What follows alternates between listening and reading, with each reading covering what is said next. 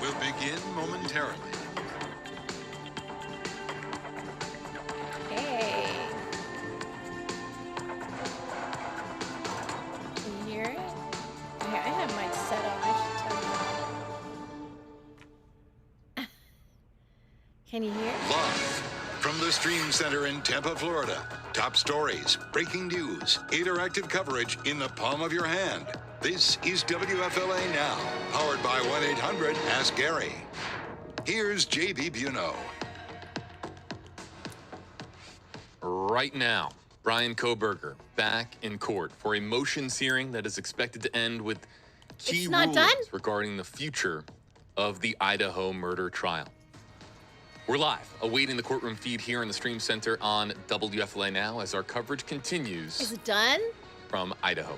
Hello, folks. JB here with you from the Stream Center in Tampa, Florida, awaiting the courtroom feed from Idaho. Again, if you're just joining us, we cannot share the courtroom feed until, of course, the hearing ends. That's just the rules in Idaho. And it's not even It's the rules they have with the judicial system there.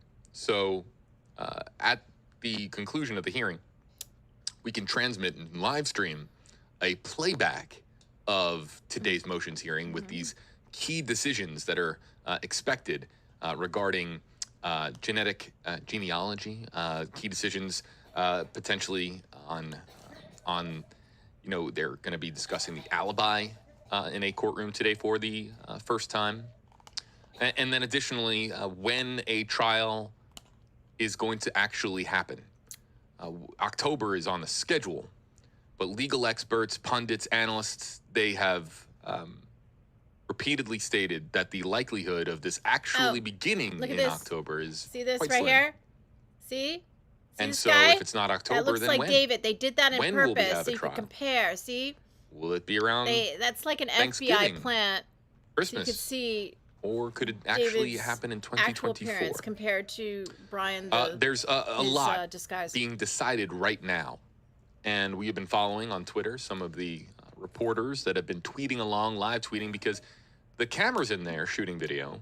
Reporters are in there tweeting. They are? The primary restriction that makes this a little bit of a challenge to cover is just that the camera cannot live stream from the courtroom, which of course means that we cannot watch this unfold live, although we can watch it unfold Strawberry once it's Frosty being fed from out Wendy's. from Moscow, Idaho. So Dean that's where we always find brings them ourselves to right me, now. and I Hello love them. to Allison, Joan, David, Steve, Chris, and somebody in the YouTube comment section by the name of Rocky Balboa. Those are great movies. Hello, Rocky. Good to have you. Yes, saying hello to all of our commenters. Real quick, just shout out, where's everybody watching from? We're going to go through some of the particulars of the motions. Going to kind of go through what we are expecting today and what is going to be heard and where things stand right now. But let us know in the comment section where exactly you are watching from. Helps us to know where our audience is. Are you watching from in the state of Florida? Are you watching from the state of Idaho? Are you watching from the United States? Are you watching abroad? Let us know in our comment section. And if you use hashtag HeyJB, we will feature some of your comments coming up here. But let's, Alex Caprariello is, of course, our News Nation correspondent who is covering this, and he's in the courtroom, and he's tweeting along. And Alex, his most recent tweet, I think, was about 15 or so or 20 or so minutes ago. To our understanding, there is a series of defense experts that are testifying right now. The first one by the name of Stephen Mercer, another one by the name of Leah Larkin. And right now they are experts in the field of genetic genealogy, DNA. And of course, DNA considered to be integral to the prosecution's case. It's not the only evidence by any stretch of the imagination. We have, of course, heard about the evidence regarding Bryan Kohberger's mode of transportation, the white Elantra, and we've heard so much about that. We have heard so much about the cell phone pings and him being in that area.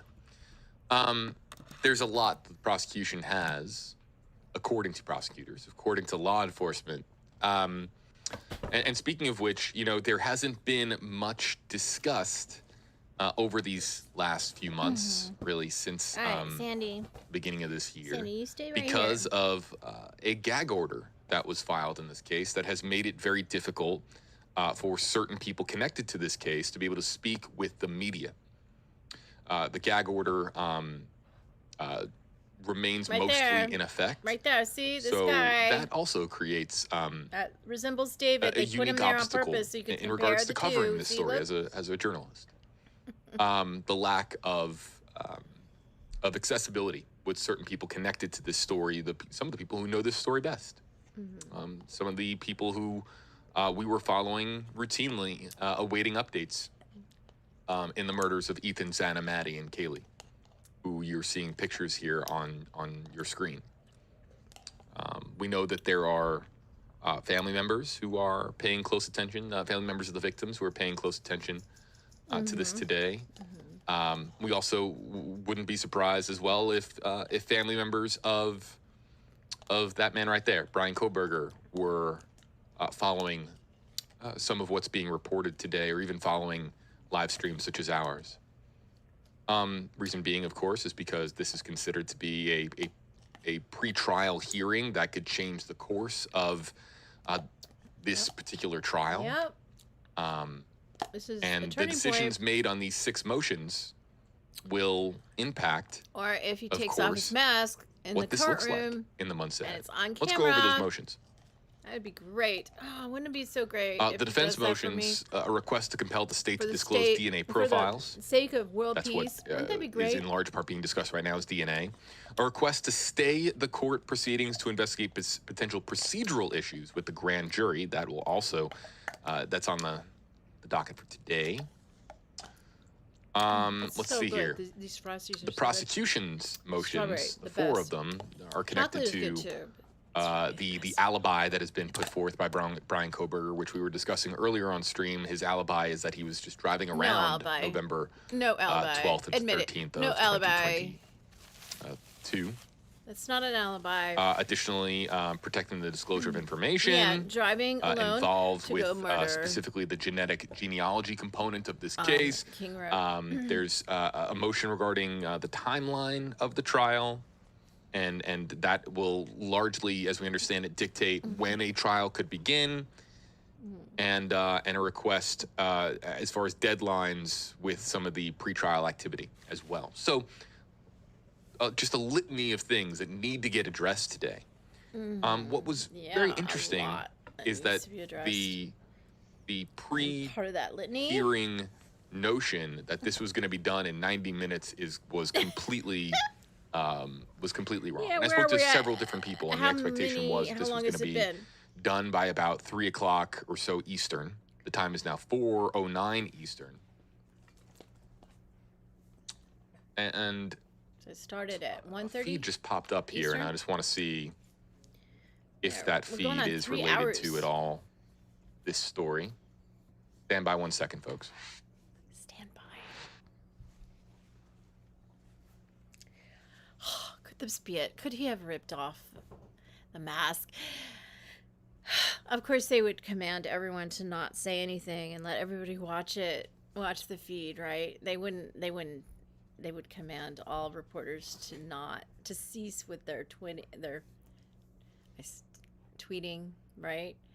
It would be something that they would want people to discover as the feed is being released, right? Wouldn't that be something they would all cooperate with? And because won't it be a moment in TV history if Bryan Kohberger rips his mask off to reveal his true identity as David Wayne Craig?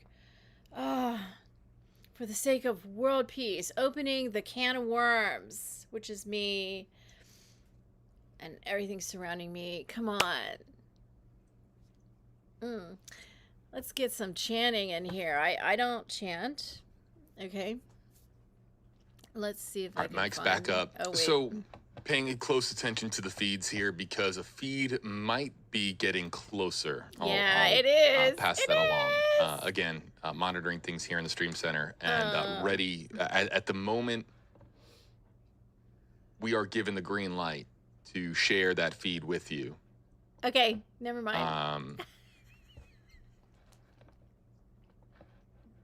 Oh, you mean he's talking like he hasn't gotten the green light yet? Aha.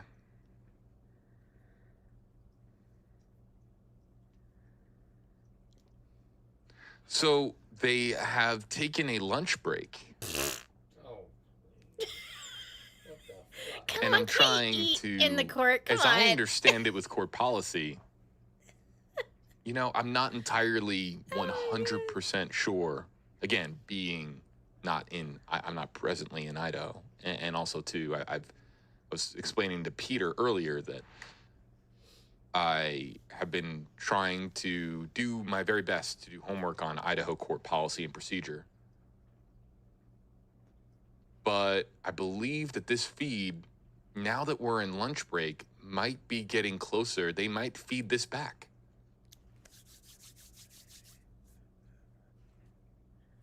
Very interesting. Stand by. Muting mics again one more time to confirm. Okay. All right. While they're doing that, I'm just going to find, like, okay, let's go to YouTube and chanting. Hey, there I am. There's my live stream right there. Who is that? I was just looking at somebody.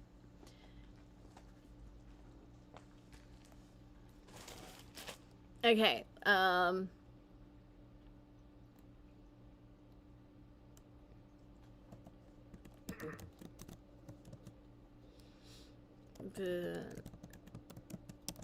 Okay, I just think we need some of that right about now, because I don't do it. Okay, I would love to, but I can't. Okay, it's like a drug for me. 15 minutes. Let's see. Just want to get a good one. Okay, this is Tina Turner.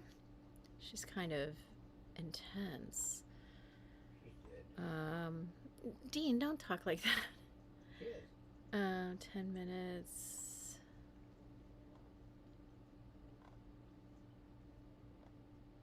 Yeah, I guess we'll just do Tina. Why not? She's kind of intense. Where is she?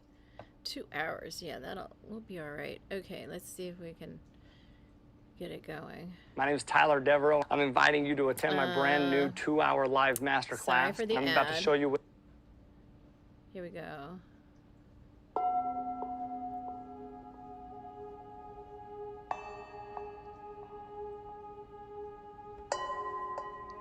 Nam yo ring a kyo, nam yo ring a kyo, nam yo ring a kyo. Yo ring a kyo, hobe bodani. She's reciting the sutra. Excerpts of the sutra. Niji say son ju san mai an jo ni gi go jo is jo bu ji e jin jin per yo go ji e ma nang e nan yo he sa sho ma nya ga ji bu yo ti jo wi jo ga bu zo jin jo na ga san ma na ga mu jo jo ba jin yo jo bu mo yo do ho yim yo jo jin yo jo bu man jo jo jin den mi zo wu ho zo gi jo sa zo wi jo nang ge jo as go jo ye ra jo jo yi nan jo jo yi yo go e khang yo mo jo ho man and do jo jo yo we jo jak jo we ja ga yo ra ho ben I'm is guy goes up no rajic and go ra jin nan mo ya mo ge rig mo so we san jo ge do san ma jin yo mo na jo jo ye la mi go ho is charis go jo jo was ju ju yi nan ju ju he you ko and kang yo mo shu ho ben and no show we yo ju jo we sha ga mo ya mo ken mi so wu ho bu jo ju ji charis bu ju bo so jo we sha ga jo ju dai ge yo nang ge ji ho ju bu yo bu na no go jen jo ho ji so show we show ho no say so no say show no say ta no say rig no say san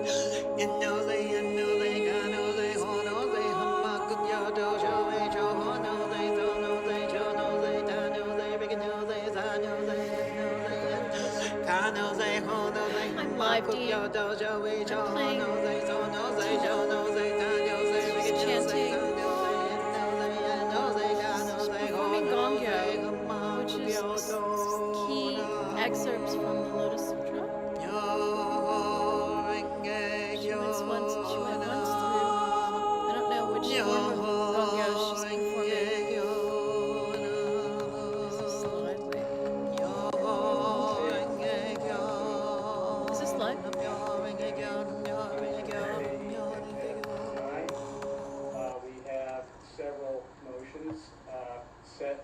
today. The state's motions are motion for protective order that is related to the investigative genetic genealogy DNA issue, which is related to the Mr. Kohberger's motion to compel, seeking those genetic genealogy information and discovery. We also have a motion to reconsider the order staying time for speedy trial. There's also in opposing that, a second motion to stay proceedings regarding alleged irregularities of the grand jury. And from the state, we also have a motion to compel notice of defense of alibi and a motion for scheduling. This is going to be really lengthy and we're going to hear today, tedious, isn't it, if nothing happens? Going to use most of the morning with the motion for protective order and the third motion to compel. We expect some testimony from Mr. Kohberger's team.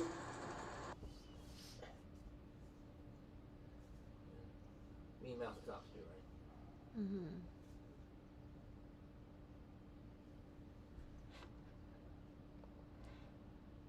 Mr. Kohberger's team.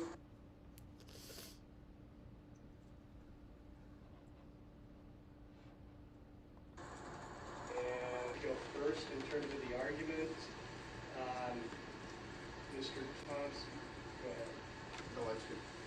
Yeah, I mean, who would first make the argument on the protection order? Would you prefer to do that after you hear the argument from the defense? It may make more sense, Judge, to do that. I think the record will be better for Your Honor. Okay, that's why I suggested that. Thank you. Yes, sir. All right, so we'll hear the testimony and argument from Mr. Kohberger's team, and then to the state. Your Honor, just for the record, Mr. Nye and Ms. Beatty are the ones handling this particular motion. Ms. Beatty has the witnesses, the proposed witnesses, Mr. Kohberger and Mr. Nye, of course, briefed the matter and will be prepared for the legal argument. Okay, excellent. Thank you. All right, call your first witness. Your Honor, along those lines, I can inform the court that I'll be handling all of the witnesses that we call today.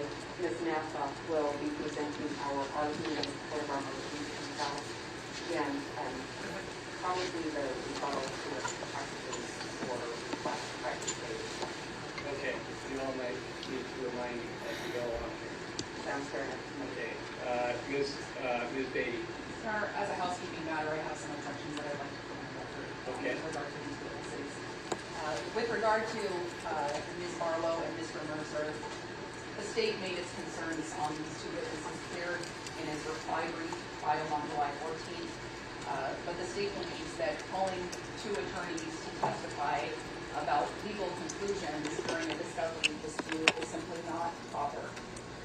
Both Mr. Mercer and Ms. Barlow consult with defense attorneys on discovery issues, and calling them to testify about legal conclusions in a discovery dispute is tantamount to the state calling prosecutors as fact witnesses to testify about trainings that they've done in a specialized particular area. That's a path I don't think we want to go down, and it's not relevant to the court when it doesn't fall within 702, which requires specialized knowledge for the fact finder, which is the court in this case. Additionally, Ms. Taylor is an attorney practicing in Idaho who's well regarded and seen as one of the preeminent defense attorneys. Looks in like the they state. were in There's nothing that 42 minutes when this Ms. Taylor can't simply consult with them about and argue started. for. So our 40 position minutes is approximately. that these witnesses' testimony is duplicative of whatever Ms. Taylor can argue, and it does not fall within the scope of 702. With regard to Gabriela Vargas, the state is objecting to her testimony as well, Your Honor.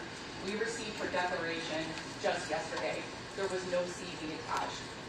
Ms. Vargas is being submitted to this court as an expert witness, and the state has no way of vetting her expertise without a CV.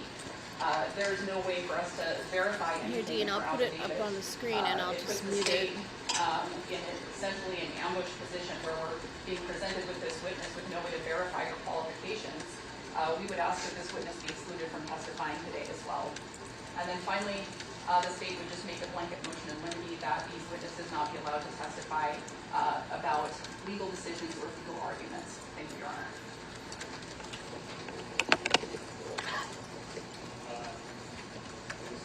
Yes, thank you, Your Honor. Your Honor, the first two witnesses that the state objects to, Victor Barlow and Steve Mercer, are two people who have been known to the state for quite some time. What they say to you in court now is their objection was made known on July 14th in their reply to, in support of their protective order after we did a response to their motion for protective order and an objection to it, that it's not an objection to them testifying. They spent a lot of pages telling the court why the court should not pay any attention to the declarations that were attached to our third motion to compel. So that's not an objection to them testifying at all. These witnesses have been made known for a long time. They were certainly known last week when we had a planning session and we talked about the number of witnesses that were going to testify. No objection was stated at that time either. Waiting until today, when those witnesses have both traveled and been here and been prepared to testify, that's an ambush, Your Honor. They're here, they're prepared. Their testimonies are relevant to the issues that the court has to decide. They're going to talk to the court about two different things as it relates to our discovery rule and the information that Mr. Kohberger is seeking so that we can do our job. Your Honor, you're going to hear from a witness, Leah Larkin, Dr. Leah Larkin as well, and she's going to talk about the process of genetic genealogy. Both Ms. Barlow and Mr. Mercer are attorneys. Both are well-versed in criminal defense. Both are well-versed in DNA and genetic genealogy. The state's position has been that this is not discoverable because we're not going to present it at trial. That's not the end of the story. That's not the discovery rule. And those are the things that Victor Barlow and Steve Mercer will talk about. Victor Barlow has a lot of training in DNA. She does a lot of teaching on DNA as well. It's not a simple little process, and they'll describe what kinds of materials we should have in discovery. Mr. Mercer will talk about what we will do with those kinds of materials and why they're necessary to Mr. Kohberger's presentation or preparation of his case. They'll talk about our constitutional duties to Mr. Kohberger. Those are not conclusions. Those are things that have to do with this material, these things that we're seeking the court to order the state to turn over to us, and why they're necessary to the preparation of the case. So for those two witnesses, I can make the arguments, but I don't have the expertise in the DNA or the genetic genealogy that the court needs to hear to understand that they fall squarely within our discovery rule. Your Honor, I'll speak about Gabriella Vargas now.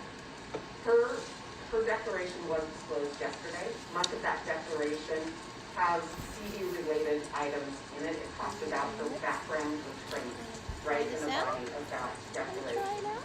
That declaration is not as soon as we would have wanted that.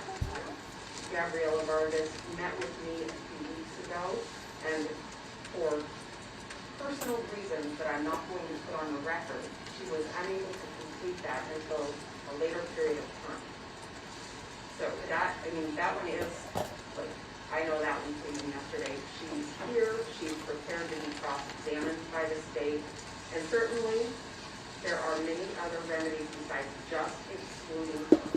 The court could allow us to present her testimony, and the state doesn't feel that they had opportunity to cross-examine her or present a witness in response to her. The court could leave this open and take that up. The court could even order Ms. Vargas to appear by Zoom for further cross-examination. But we should at least let her testimony come out here in court today. She's here.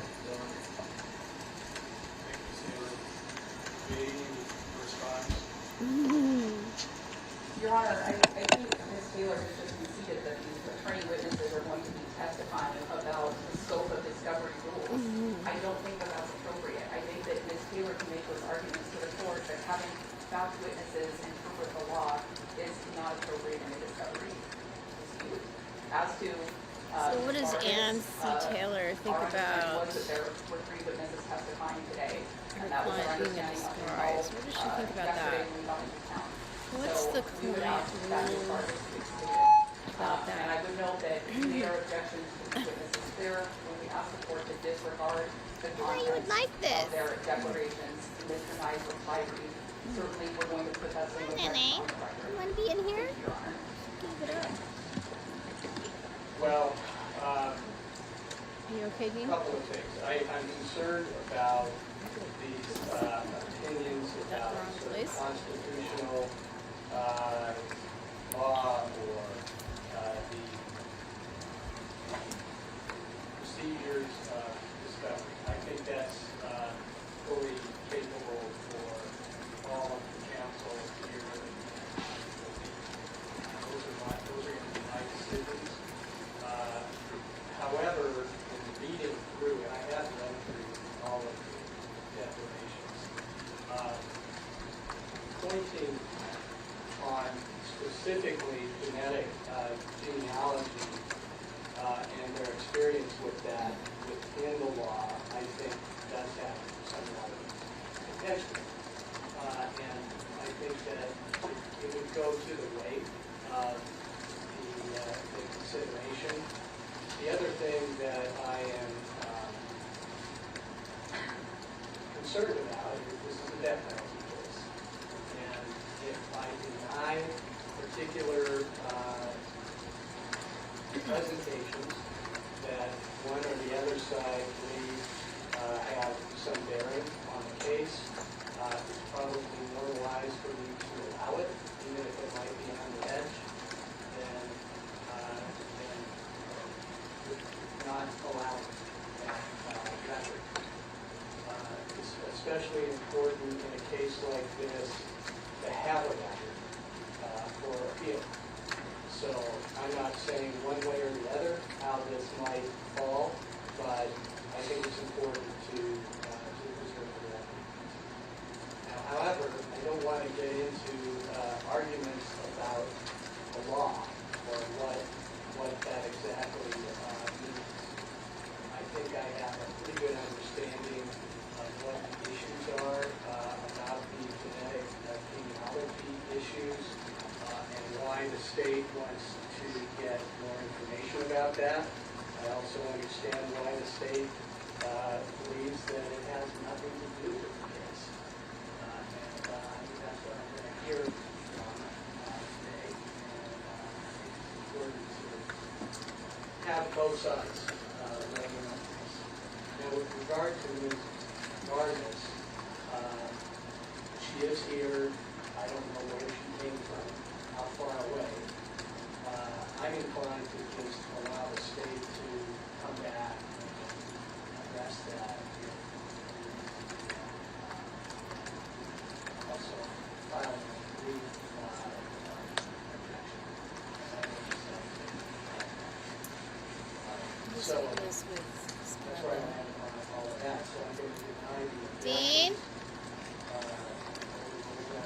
Dean? I don't like anything sweetened with Splenda, the yellow packets. Don't do it. This is what the You law hear me? requires. I can't hear you. What did you say? It needs to be stevia. And if it means you don't sweeten it, that's fine. I'll sweeten it with stevia. Genetic Okay? genealogy and really document focus. There are a couple of other areas contained in the motion to compel that have to do with the other DNA that state doesn't have the discovery to us that are included in that third motion that was called for today. The big focus has been the genetic genealogy piece, but I wanted to make sure that that was still in the scope of the court. Well, my understanding was that the state did provide all the information about the laboratory, we'll say the laboratory DNA analysis was not related to the genealogy DNA. Am I mistaken about that?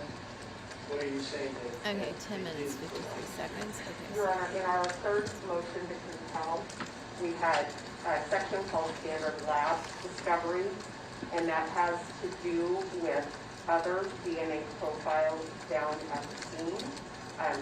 They have provided full discovery for the sheet, the DNA found on the night sheet, but not the other 3 unidentified male DNA samples, 2 from within the house, 1 from outside of it.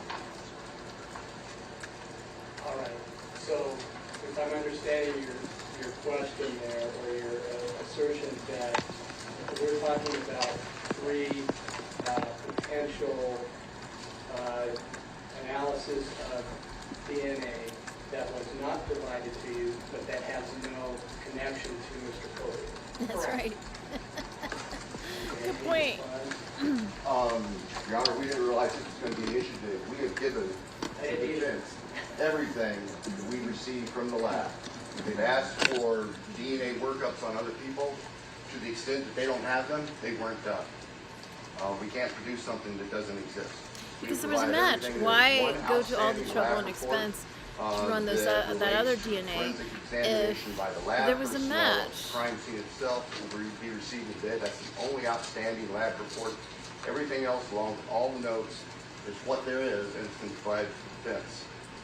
And if they're hoping that there's something else there, Yeah. it's not there. It's not there. That was the only DNA in the bed. Your Honor, All the other part of our stuff third was motion to compel not anywhere near. Well, at least still not. something that we don't have. We also don't have the unexpected corrective actions, unexpected results from the Idaho State Police Forensics Lab for the 6 months before and the 6 months after November 13th, 2022. We did get some, but it's a narrow scope, and we asked for the full year, 6 months before and 6 months after. That's also in our motion to compel, and we don't have that. I understand your responsibility is to turn over every rock. You can't get things that as well. So, I mean, there has to be some level of trust in discovery. You're all sworn attorneys. So, Mr. Thompson is saying that there's one more lab report that is going to come your way today. I heard you say. Maybe not today. We were waiting to receive it so that we can process it for discovery. It's supposed to be in any time. Okay, I misunderstood that. So it's coming soon. It has to come soon because we're 6 weeks away from the trial. So we're going to be very rushed about a lot of things.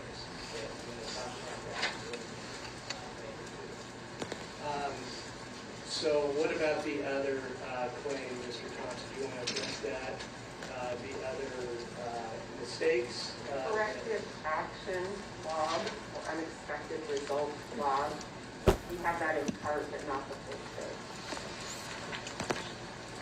I don't know what exists that we haven't received. We've provided all the requests to the lab, and they've assured us that they have provided us with everything that they have within the scope of those requests. I'm not sure what else to say. I mean, we can make a supplemental inquiry to clarify that after we finish in court today. But I'm kind of sitting here saying, Judge, we've given you everything we know to exist. Well, that would be wise to check on that. We will. Because we don't want this to come back on the eve of trial. Yes, sir. Or, 4 years from now, they appeal. Yes, sir. Yeah. So we want to make sure that we have come These through stupid all the information technicalities. that has any Corrupt bearing. lawyers Argue- take advantage of. argument. I don't really think it's good defense of anyone to play the system, Ms. James on is making it up right technicalities. now. We'll I sit mean, in as a court lawyer, after. you should want the law Thanks, sir. to be upheld. For clarification, we also asked for all No, emails, text I mean, messages, a lot that were I can understand messages protecting or the other rights of messages a criminal defendant, Some but have been provided. not scamming the system but we to get don't him have off on assurance something that he that's actually all. did. Just And so protecting for his the rights as a same human being. That's it. reason, we want to make sure that we have the complete policy. Okay, Mr. Thompson. We had told them, we had given them everything that we know to exist. We've asked the lab provided it to us, we sent it to them. At this point, all I'm hearing is speculation, is they think maybe or they wish something else was there. But as far as we know, it doesn't exist. I don't know what else we can say. You can't respond to something that's... Well, if they want to run it, why don't they run it themselves, pay for it themselves, and Sorry, run it Judge. if they want to run the other DNA? We're just sorting it out. Yes, sir. Okay, making sure that everything that there is shared. We'll Except for the ones that you don't want to have Absolutely. shared. Yes, sir. And that's one of the reasons we're here for you. We'll make an additional inquiry to the lab to see if there's anything else in the form of emails that they haven't already provided to us. I would add, I mean, there are times, okay, in the world of law, that sometimes people forget to do things, or sometimes things fall through the cracks, and so it's always healthy to make sure that it is thorough. Absolutely. Thank you, Judge. General Reagan. Thanks, Judge. Mercer. Okay?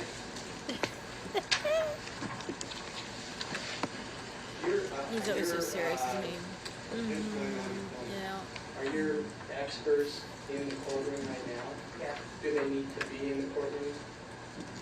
Your Honor, I'd ask that they be allowed to remain in the courtroom, seated where they are, so they're just kind of alone right now. Right. Any objection to that? I don't know who is there. He's got kind of a curvature of his spine too, huh? I'm gonna Yeah, when you get into your 60s, you witnesses, can so they're not you can hearing lean, what you know, the other witnesses are have a tendency testifying towards by. that. I know I have a curvature in my spine, and I've had one for a long time, and it's, you know, So then I don't want to have them reacting to the other testimony or you hear don't have to be that old to have one. of each witness. If you're Witness's genetically prone. testimony. Okay, here's this guy. Is he talking or standing? A little bit there. Let's see this guy here. Your Honor, Maybe where would the Brian has court been doing like them to exercises go? in This is jail a media to help a little bit because he intensive doesn't look. environment, Maybe and it's the I suit don't that want makes him look them to straighter. bother Okay. by the media while they're waiting to come. Can't really hear her. Law library. May I slip in there? Sure. Right. Second, Mr. Bowman.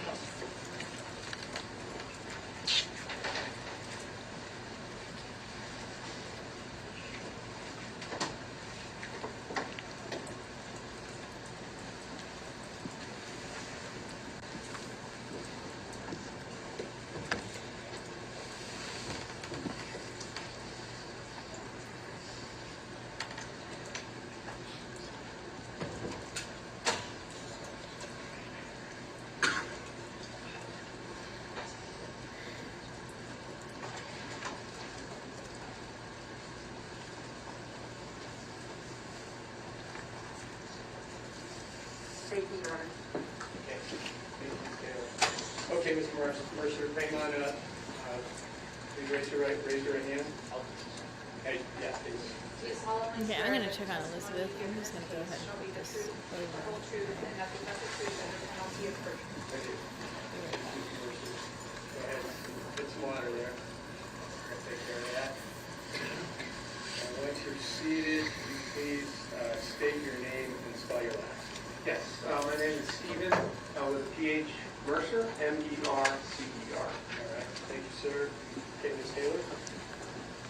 Good morning, Mr. Mercer. Good morning, What city and state are you from? Rockville, Maryland. What do you do for work? I am a licensed attorney in Maryland in the District of Columbia in the field of criminal defense with area of specialization in DNA and forensic litigation. How long have you been an attorney? I was licensed in the state of Maryland in 1995 and in the District of Columbia in 1997. I'm also the member of several federal bars, including the Supreme Court, where I appeared as co-counsel on Maryland v. King, a DNA database case from 2013, as well as the Fourth Circuit, the D.C. Circuit, and a number of federal district courts. I want to back up a little bit and have you tell me about your educational background. So I have an undergraduate degree, bachelor's degree in English from Syracuse University, 1984. Juris Doctor J.D. from the District of Columbia School of Law from 1994. And you mentioned you have a specialty in DNA. Where does that come from?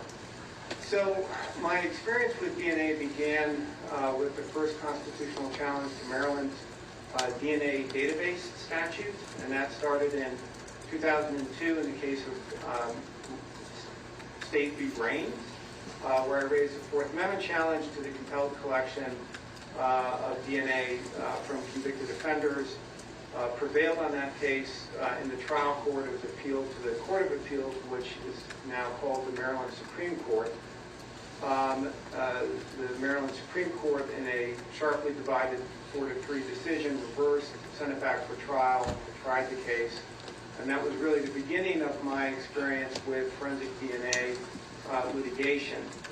And then from that point, I continued in that field, attended training with the District of Columbia Public Defender Service. I began to collaborate with the Innocence Project and the Forensics Division at the Maryland Office of the Public Defender, doing indigent defense work and innocence work, and began to work closely with DNA scientists, who actually did the wet chemistry work, had numerous opportunities to tour law enforcement labs, including the NIST lab, as well as Montgomery County's lab, OD technology, the FBI lab. Yeah, so the question was, what would a reasonable defense attorney do when confronted with DNA evidence that needs to be litigated? What are the minimum practice standards? So I'm not here to discuss Idaho's discovery rules or offer legal opinions about constitutional standards. Rather, my area of focus is based on my experience, training, and expertise in forensic DNA litigation, and what a minimum practice standard would be for a reasonably competent trial attorney who must comply with their duty to investigate the case on behalf of their client. And is that because of what you get when you get genetic genealogy materials? Well, yes. I mean, forensic evidence is often central in the case, and DNA evidence in particular. And so when there's an item, for example, here of an environmental sample of trace DNA evidence that, as I understand it from reviewing the pleadings, was twice tested, first for an STR profile, and then later for a genomic profile, the question becomes, what is the minimum practice standard for an attorney to be effective in their representation of a client given that type of evidence? When you're talking about two samples happening or two tests happening, why should an attorney know about that? Well, there are a number of reasons why it's crucial for the attorney to investigate any testing of evidence that is central to a case. And again, here it's an environmental sample of trace DNA that is being tested. And so it's essential for the attorney to know, for a number of reasons, about the details of the testing and the investigation when we're talking specifically about forensic genealogy. Number one is there's pretrial concerns.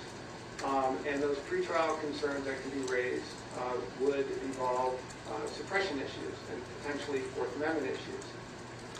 These are questions that are very much evolving in the state of our litigation. But to understand the viability of a Fourth Amendment challenge, there has to be a factual investigation. There has to be a determination of the conduct that law enforcement undertook during the forensic analysis of the genealogy. So, for example, was it fast and loose?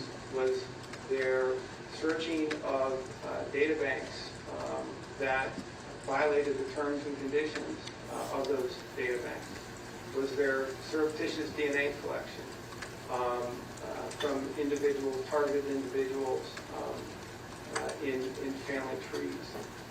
So these are very fact-specific inquiries that the attorney must know in formulating a suppression challenge under the Fourth Amendment, because it's all about reasonable expectations of privacy.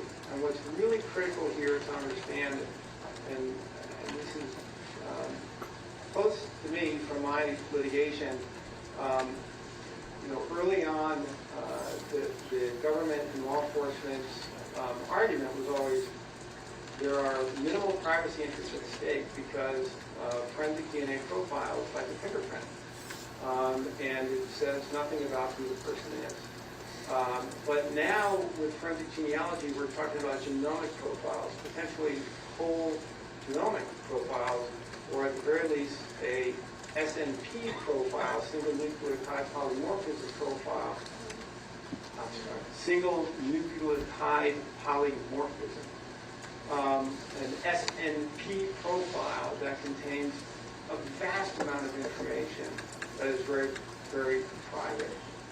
And so this is a real game changer in the privacy interests that are at stake, and that the attorney needs to understand in investigating the case to assess and to evaluate that suppression issue, that Fourth Amendment issue.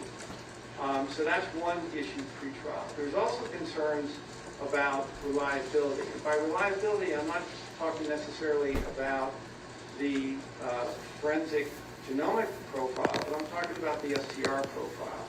And again, because as I understand it from the pleadings, there were multiple tests on the same evidence, environmental sample of trace DNA. One produced a STR profile that I understand from the pleadings is represented as being a single-source male profile. The reliability of that needs to be investigated, and certainly through one aspect of that is investigating the laboratory documentation that is provided for the STR testing. But we also have to appreciate, and again, I'm not a DNA scientist or a biologist, but I'm an attorney that works with experts, and I need to know what type of expert to hire. And one thing that I do realize in looking at this is when there's multiple tests of the same piece of evidence, and you have a genomic profile, in other words, potentially the entire human genome that is typed from this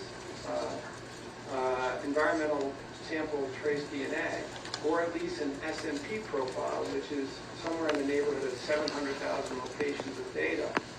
What does that tell us about the STR profile markers? So, for example, the STR profile markers, which are typed, are 20 out of 30,000 STR markers overall.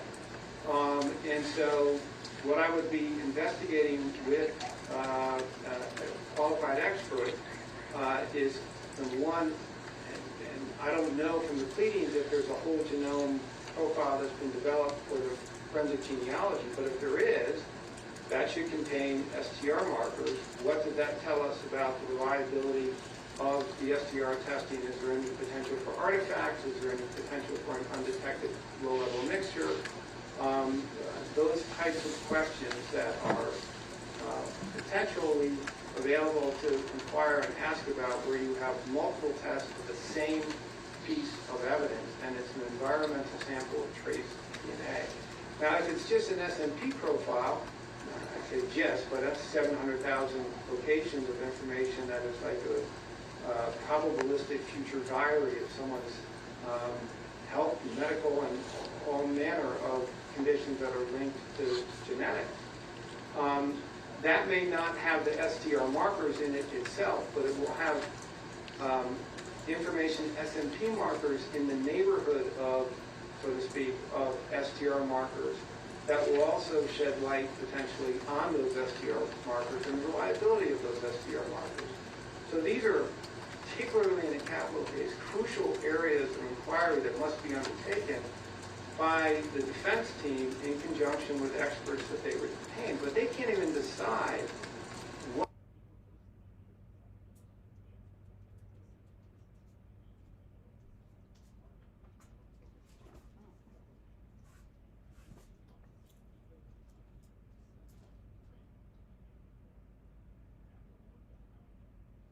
the feed from Idaho has cut out. They are currently in black. This is the feed that is coming from Idaho. So that means that what is being fed from the courtroom right now is a period of black. So some kind of a technical difficulty from Idaho. There you can see that is the logo for, of course, the transmission company that they're using to feed this out to various news stations across the country.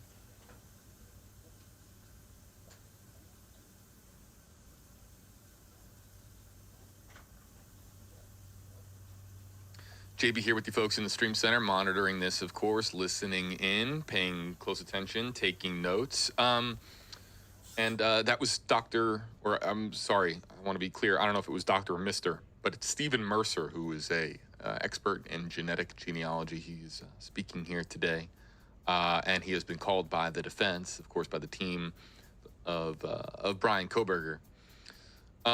Exactly what went wrong with this feed. I'm looking here. Our coordinates are correct. The means in which we received this feed, everything is good on our end. So clearly, a problem has occurred on the pool camera feed end from Idaho. We hope to have that fixed at any moment. It could pop up really at any moment. And we don't know if it's going to pick back up where things cut out or if there's going to be a gap in this particular piece of testimony. You would hope, of course, that it just picks back up where we left off. But I've been commenting here on YouTube Live with you guys, talking a little bit about the very poor audio quality. There are moments where it is difficult because of the acoustics in the room, but let me be clear, you can't see just how many people are in this courtroom and how tightly packed it is. So when we heard some rubbing along the microphone, we heard some crackling as well. That's just because there's a lot of people all close to one another. In fact, I don't know if anyone else heard this. You can give me a thumbs up emoji if you did hear this. There was even some whispering in the back of the courtroom that was picked up because the only source of audio is in the back of the courtroom, and all of the sound is coming from the front, and sometimes being, if it's coming from one of the attorneys, it's going in the opposite direction. So that's, of course, a problem with acoustics. So you just, if you're picking up on whispers, you just hope that the people doing the whispering are aware that it can be heard, especially when we boost our audio so that you at home can hear it. So that's where things stand right now. After Stephen Mercer is a Leah Larkin or Lee Larkin, one of the two. And exactly when we get this feedback is unclear. In the meantime, let's come back out to the Stream Center and hope, of course, that we get the feedback.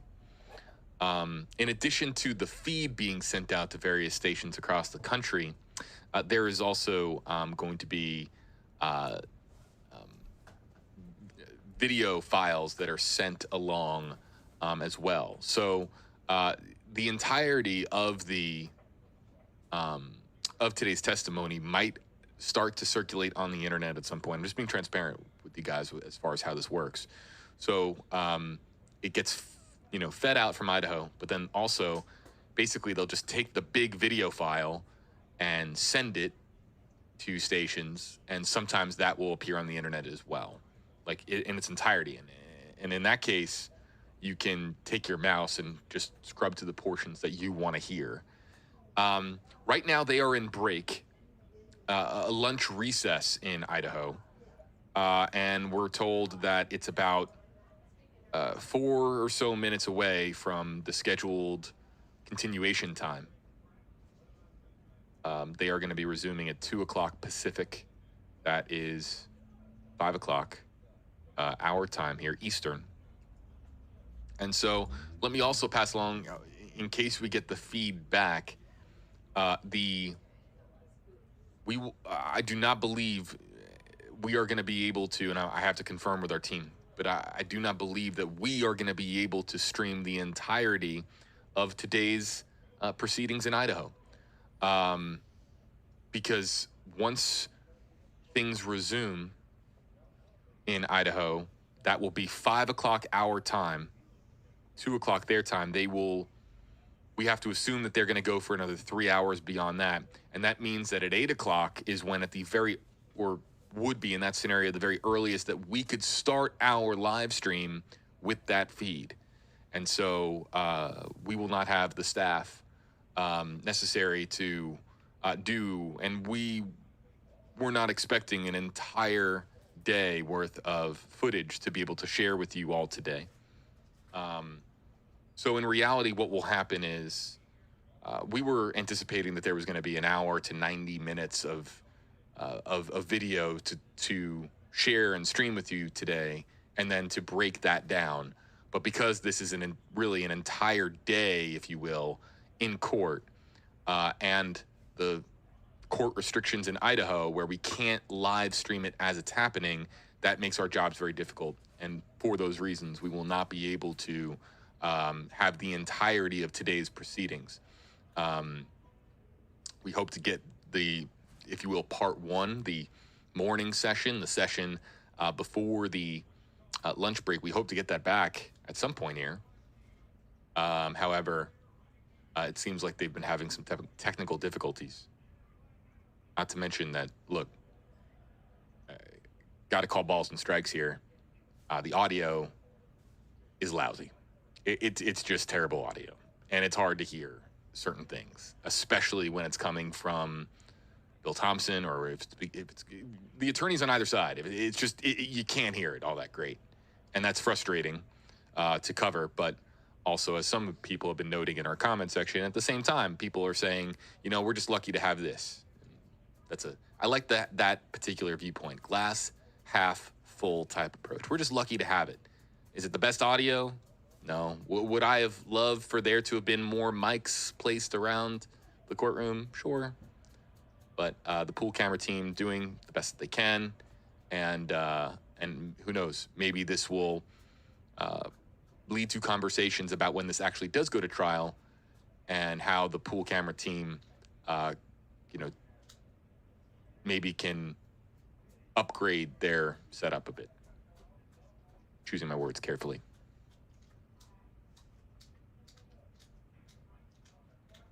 Back here on stream. This is now video. So my notes, they just, I think the big thing that I circled in my notes is just, we talked about it earlier, about how genetic genealogy isn't perfect. It's not a perfect means of, if it was perfect, things would be, there are DNA technologies at play here that are clearly evolving. And DNA science is coming a very long way, and new things are being learned all the time. We've had on WFLA, in just the last year, we have had some cold case breakthroughs dating back decades, multiple, because of advancements in DNA technology, specifically in the last 18 months. And that just goes to show that, again, the DNA technologies continue to get better and better. But the means in which DNA is obtained and the means in which someone is identified through DNA, of course, you want there to be a checks and balances system where you make sure that it's being done correctly. You don't want, I'm not talking about Bryan Kohberger. I'm talking about just in general. I'm talking about you do not want somebody being falsely accused of a crime because of a DNA deficiency. So there has to be a checks and balances system, because a lot of this conversation in this testimony that we just heard from, a lot of it, look, going over our heads. A lot of what you hear about genetic genealogy, sometimes you even heard some clarifications requested because some of the jargon, some of the scientific terms that are used, just the average person in court, the average juror, isn't going to be able to fully grasp exactly what those terms mean. So there's a lot here that has to get fully understood. And also, too, part of that has to be an efficient checks and balances system where people, especially jurors, are assured that that the process was done correctly to lead us from the DNA that was obtained to the conclusion that was reached with that suspect being identified.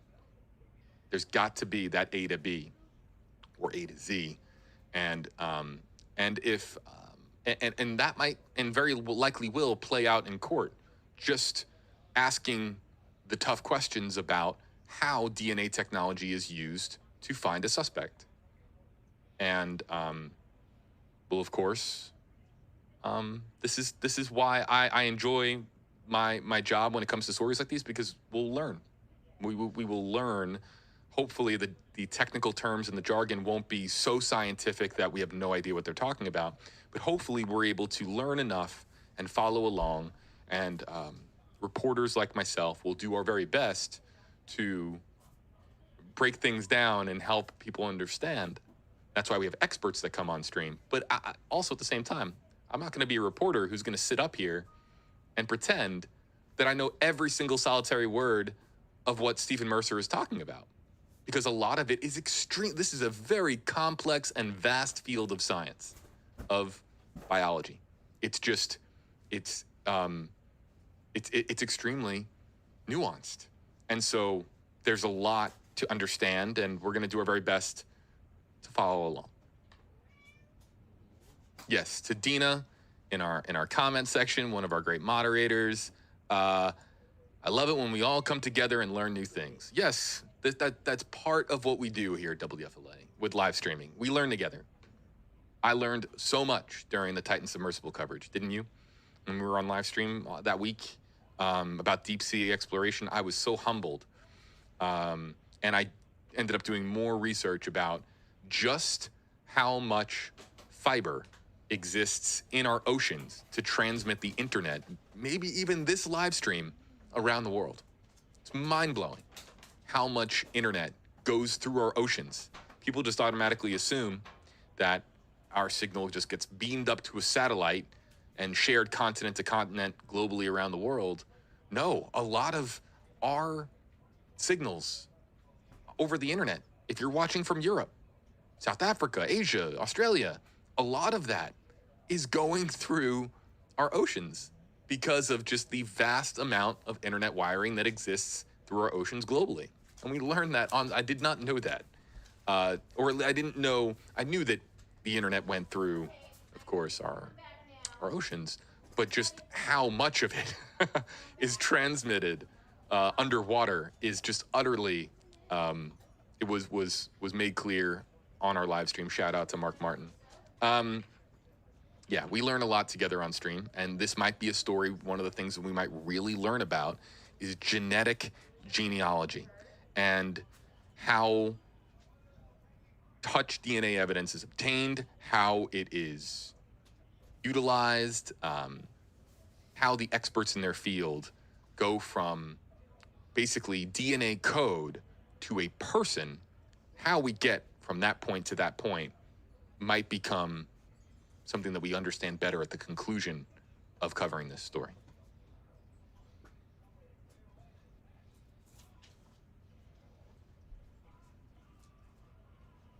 Yeah, still no feed, which is a bummer. Complete and total bummer. Let's move some things around. Let's mess with satellite signals.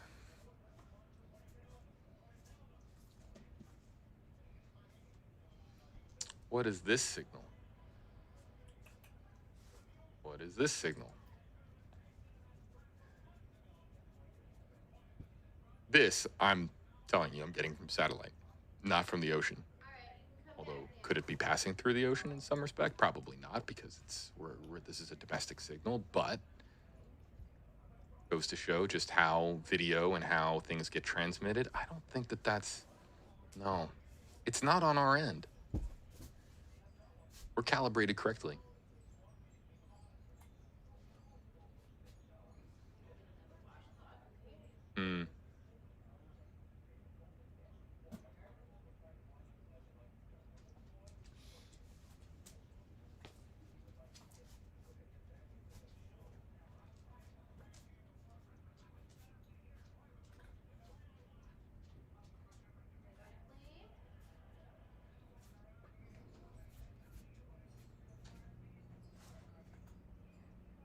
Well, folks, without a feed and the fact that this is going on for considerably longer, there might be a conclusion to our stream in the not too distant future.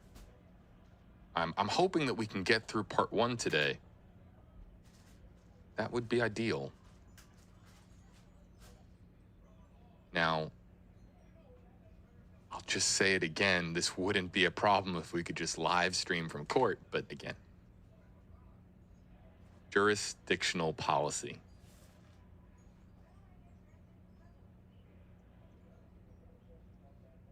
It's Idaho rules. Idaho judicial policy that we can't stream from the courthouse.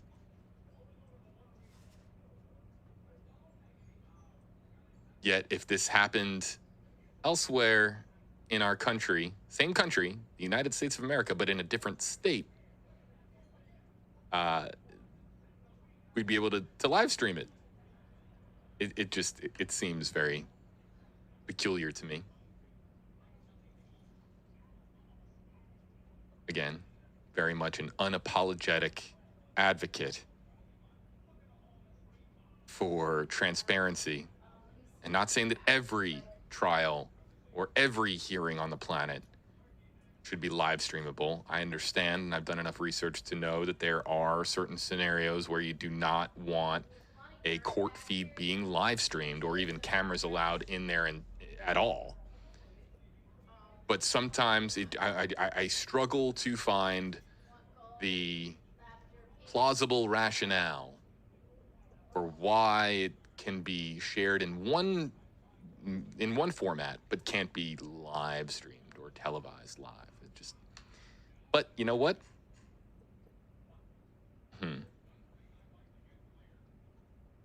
That's just the how the cookie crumbles, to quote a great news movie. Who knows the movie? Shout out the movie in our comment section. It's how the cookie crumbles. This is what you get when we lose feeds. See, in the Stream Center, without a stream, without a feed, you get just me, and that leads to movie references. Yes, Alyssa and Save Dat. Bruce Almighty. Which is a movie about the news. And, yeah, classic. Quotable all day long.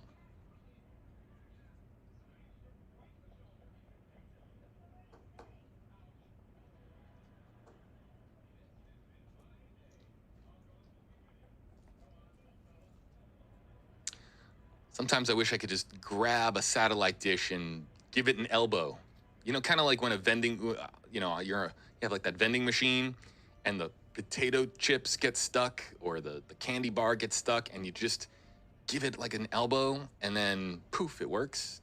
Sometimes I want to go to wherever this feed is coming from, just kind of kick the satellite a little bit and then just poof, it just works.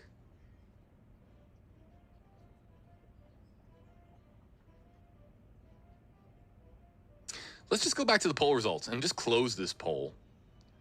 We asked you, do you casually go for drives just to enjoy driving?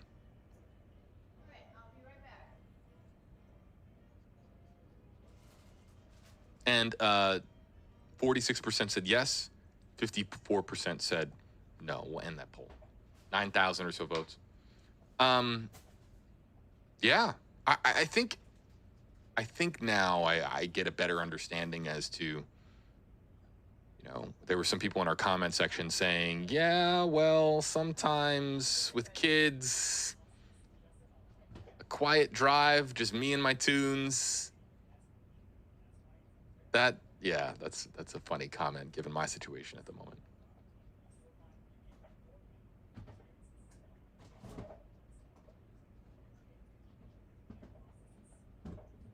I'm gonna give this another 5 minutes. If we do not get a feed, we don't have a purpose for our stream here today.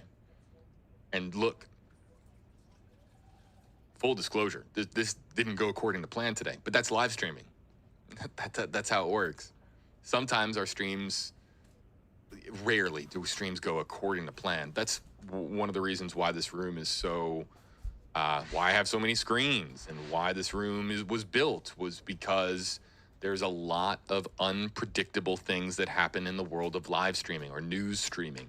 Feeds pop up, feeds go away, breaking news happens. I could look at my feeds right here and within a moment I see a massive structure fire, a car chase, a significant press conference, other forms of breaking news, and then all of a sudden, just like that, we pivot.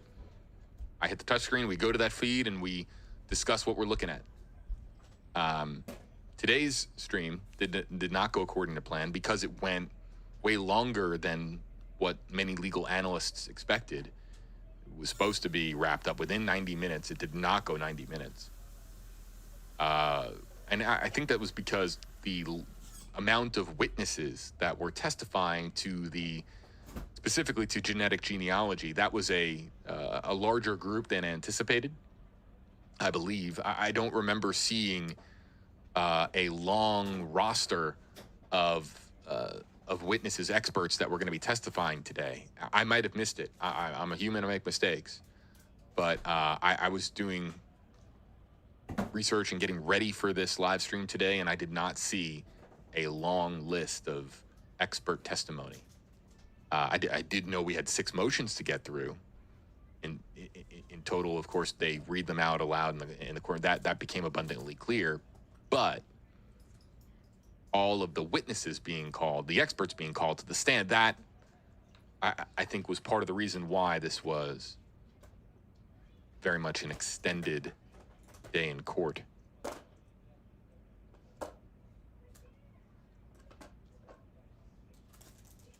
Let's check in with Alex, News Nation correspondent. Has he tweeted? Yep, 11 minutes ago, afternoon hearing, court back in session. Testimony continuing. Yeah, guys. All right. Look, things could pick up very quickly, but the pace of this so far, I think it has to be stated. There's a chance that this goes beyond end of business, the end of the business day, which would be 5 o'clock Pacific time, 8 o'clock our time. Good girl, Lily. Come on. Get a treat. And it would be up to the judge how late that they would want to go. And if this marathon of motions hearings went on for long enough, would Judge decide, all right, that was enough for today, reconvene on Monday?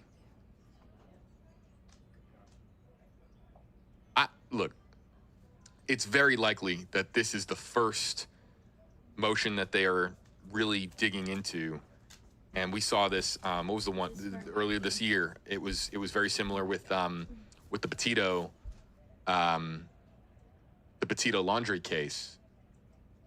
There was one motion that it was in regards to the letter, Roberta Laundrie's letter, that went on forever, and then there was subsequent other motions that they got through in 5 minutes. It could be that today. It could be just a very lengthy back and forth regarding genetic genealogy, and then the other motions are done within minutes, just brief conversations, and the judge issues a ruling.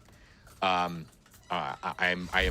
clearly just presenting context and presenting potential scenarios. I don't have any knowledge as to, but I'm just providing you with an idea as to some other scenarios at play here. But yeah, who knows how long this is going to go on? It could go on all evening, all night, into next week. It could be wrapped up in an hour. And still no feed from Idaho. So something went wrong.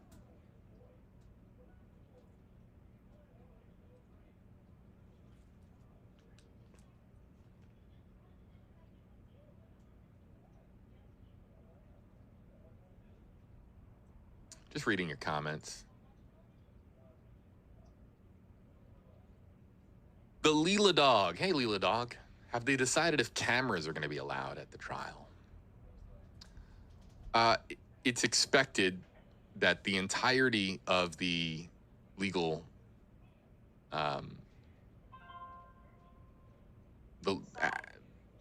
basically the trial, everything is going to follow the same judicial policy, which would be that cameras are allowed in there, just can't stream from them, which is a quirk that we've noted here repeatedly on stream.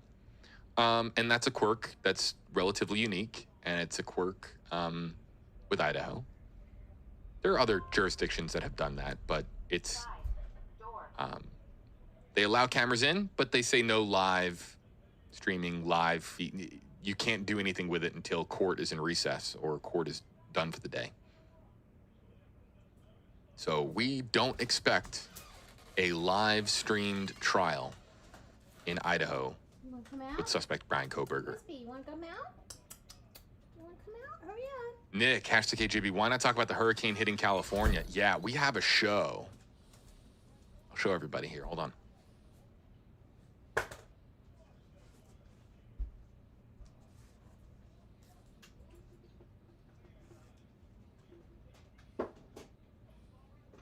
We have a show called Tracking the Tropics. It's one of the other digital shows that we do here at WFLA.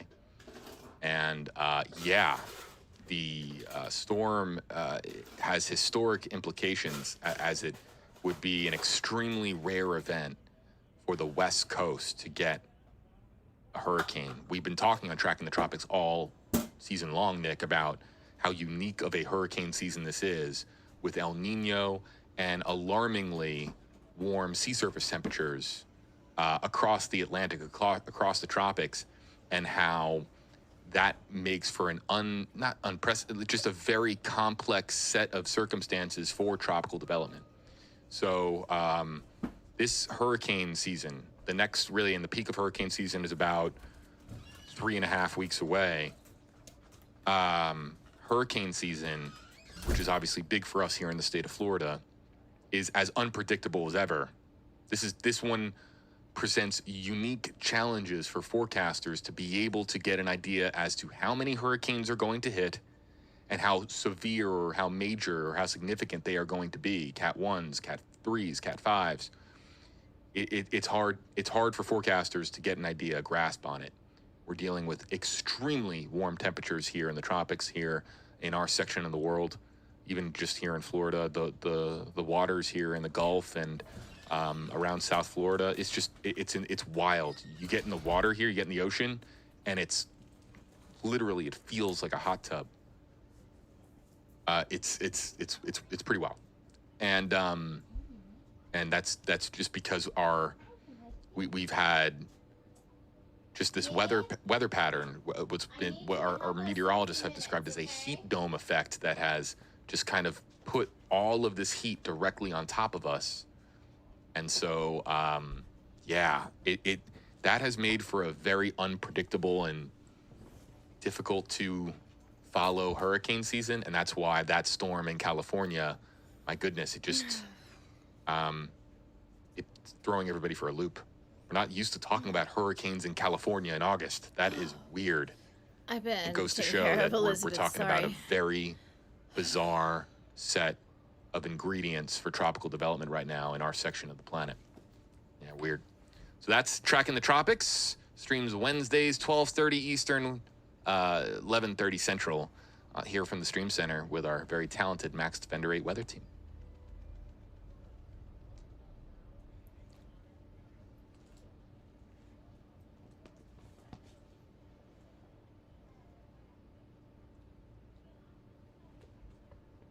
But this program is Tracking the Tropics. So we're back here talking Idaho. And we're about to wrap, to tell you the truth, you guys. Any final questions? Because there's nothing coming out. That is a last call for questions because we don't have a feed to share, unfortunately. Things went down. Oops. I got to talk to our team as to what happened in Idaho, where the feed was severed. I'm very confident based on all the data I have in front of me that it was not on Tampa's end, that it was on, it was from them. No, something dramatic or there's happened in the courtroom. a middleman, if you will, that could have been responsible, but it's not on us. That'd be nice. Any final questions? If you use hashtag KJB, I'll shout out some comments.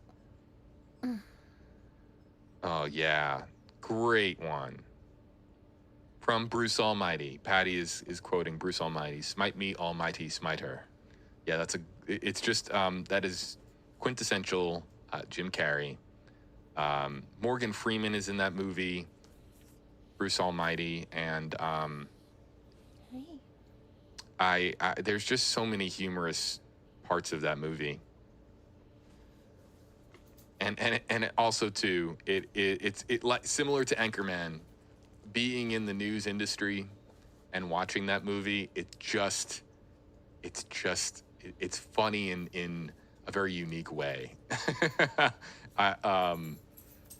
Yeah, there's a lot that you can relate to. This is all questions, any and all questions on the table before we wrap up our live stream. Team Brittany, one of our great moderators, saying pools as well. Yeah, too hot to swim on some days. Yeah, it is hot right now in Florida and hot in a lot of different other sections of the country. But man, the Sunshine State is living up to its name. It is, we are feeling it.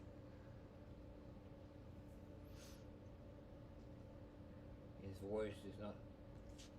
Huh? Took to his face. What? Manda Panda, could someone try to convince the judge in Idaho to stream the trial on a delay? Well, I'll tell you what, Manda Panda. If you are a tax-paying American citizen, and maybe by just pure coincidence you're joining us from the lovely state of Idaho, and you know Judge, maybe you could pass along a note and say, can you live stream the trial? Because I would really appreciate it.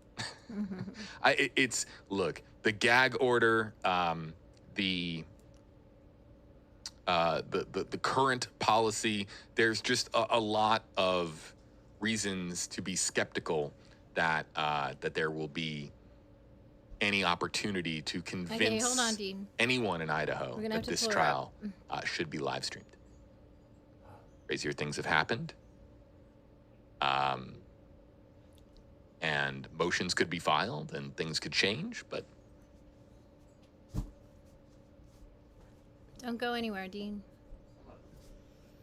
Okay, we're gonna. Cool Dude pull Bob Elizabeth wants to up. know And I think who's this winning live the stream is going to NFL be over in a preseason second. game So tonight. It's not the Bucks Dean, because the let's do it. Buccaneers are Saturday. So who is Come on, it tonight? Dean. Tonight it's Let's pull it's her up. preseason. It's mostly roster invitees fighting for their for their spot on the roster. It's not about winning or losing. It's about getting in reps. It's Carolina against the Panthers against the Giants and the Bengals against the Falcons. Just because, give me the Giants and the Bengals. We're gonna go against the two NFC South teams. So there you go. Just know that is just me picking names out of a hat. Giants, Bengals. Okay, what else? Final questions before we wrap up. Yadira Flores, could you do a petition to have them live stream the trial to change court policy? This is why lawmakers exist. This is a random petition from people who want to snack on their popcorn and watch this trial unfold. No, I mean, in all likelihood, I'm just telling you from experience covering stories, and to get policy change, you need a policy maker, and so it's usually through not necessarily. Could you take a petition to a lawmaker in Idaho? Sure, you absolutely could, but first you need the signatures, and then you need the audience with that lawmaker, and even then they might say this isn't a priority, or this isn't something, or they listen.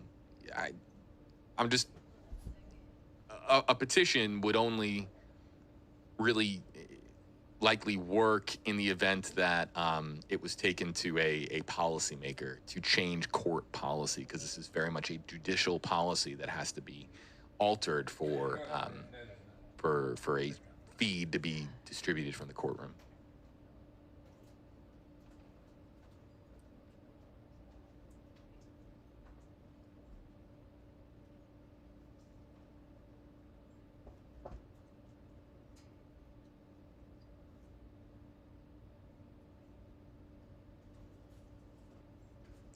Faux Fauna wants to know, what are your thoughts about the reasoning for no live stream?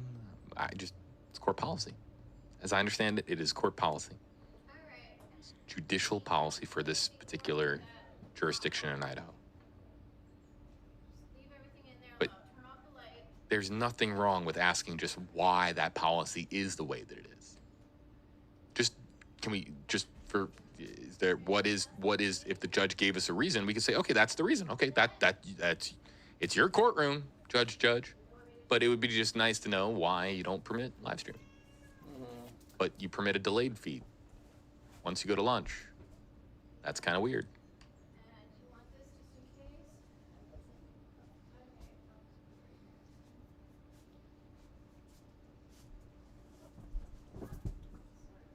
One or two more.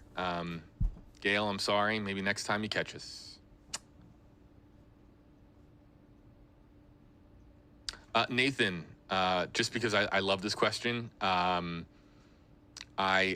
will admit that I am a very passionate USMNT fan, and so I root for the soccer teams that have American soccer players. Okay, so right. Christian Pulisic, Gio Reyna, Matt Turner, Weston McKennie, Tyler Adams. I am a big U.S. soccer fan. So that's who I root for. It's just the truth. But I know that we got a lot of folks joining us from the UK that are probably rolling their eyes right now. Like, soccer? What? Mm-hmm. Huh? And again, we'll wrap on this. Are they going to live stream the trial? No. we expect. We expect the answer to this question to be no. Okay. Because it's judicial policy in Idaho. Okay. But All right. there's a camera in there, like this camera that you're looking at right there. So there's a camera allowed, so we can Done. stream Finally.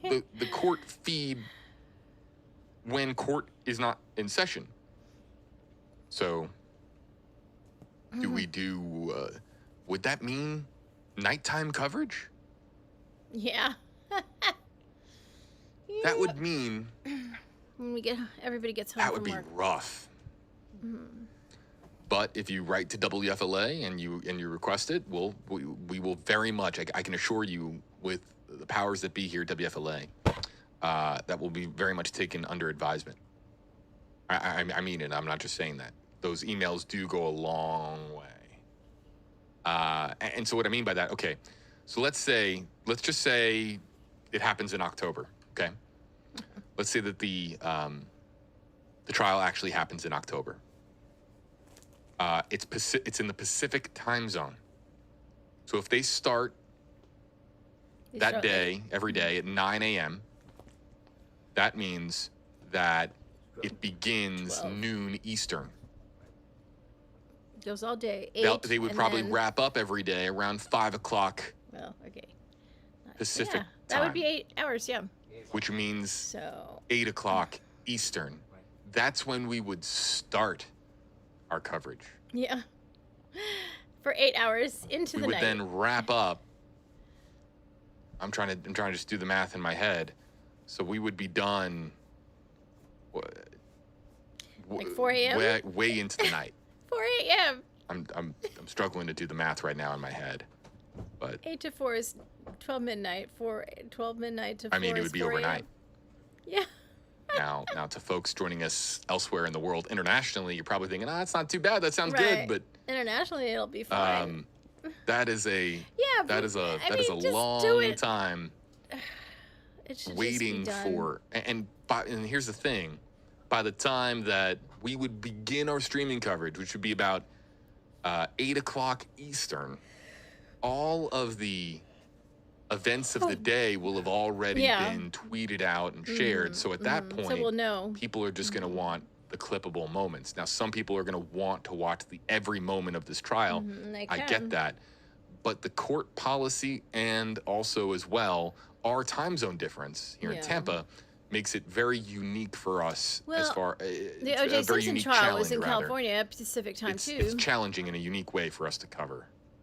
Does that make sense? But at least it was live. Everybody, give me a thumbs I up think if that should if be you're able to standard. follow my Live. little What is the explanation problem? as to why We're this all is gonna interested. Be really Any citizen or anybody can walk into a courtroom a and watch challenging one.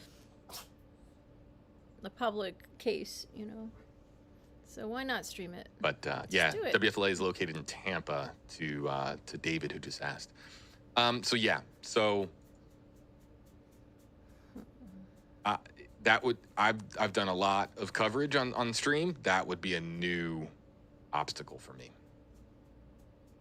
But that's going to wrap it up here. If you want to request that coverage, you absolutely can. By all means. And you send it to news@wfla.com. If you want to send it, and our moderators are sharing some emails, so I want to News at FLA. want to pass this along so that we're all straight, because .com. there's technically 3 emails. The first one is news@wfla.com. That goes to basically the quote-unquote powers that be. If you want to reach the people above me, the decision makers here at WFLA, the ones who dictate our coverage and what stories we stream and how often we stream and what time we stream, and if you want to make a news suggestion, send it to news@wfla.com. If you want to reach our entire team of streaming, just our streamers, that's WFLA now at WFLA.com. Sorry for all the emails, but our moderators will make this more simple. So again, the streaming department, which includes me, is WFLA now at WFLA.com. And then if you're just trying to get a hold of me and me only, just a direct email to me, it's HeyJB at WFLA.com. So hopefully that makes sense. Hopefully that helps. Folks, thanks for joining us here in the WFLA Now Stream Center. Some new graphics as well. I don't know if anybody else caught that. So a little bit of a new look. Hope everybody enjoys the new look. There's more things to share with some of the progress that we're making here in the Stream Center. Big shout out to my buddy Salil, who helped me integrate these new graphics. Yeah, definitely really cool. You know, the like different animations here. See that again? Like, there's that, and then when we go to the Stream Center shot, the slider cam shot, it does this. Is there any explanation? That was actually me making the sound effect. That was not the actual sound effect, but you get the point, folks. Hope everybody enjoys it. We will, of course, be doing more live streams on what is unfolding in Idaho in the Bryan Kohberger trial in the deaths of Ethan, Xana, Maddie, and Kaylee. Really, we're coming up on the 1 year anniversary of their deaths, of their murders. So, you know, always being very not far from our minds are the victims of, or the families of those victims, excuse me, and the victims themselves. And we will have more coverage on this story in the many weeks and many months ahead. Thanks so much for joining us from the Stream Center, wherever in the world. Drop us in the comment section as we end out here one last time, because I'm going to look. Drop in the comment section where you're watching from. And as always, see ya on stream. Thanks so much for joining us here on WFLA Now.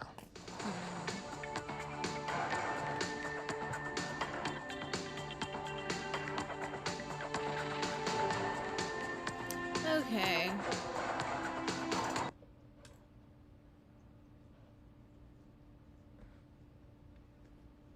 So I missed it, but it just cut out, right? The stream just cut out. I'm just kind of curious to know what people are talking about. Twitter. I don't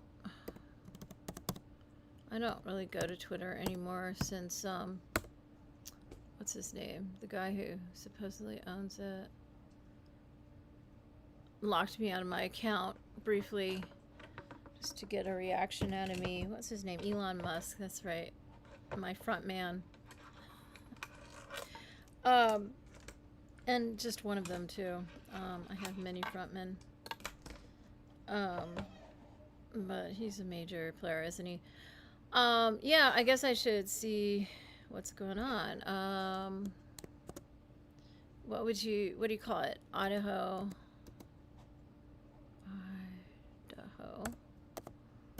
Ho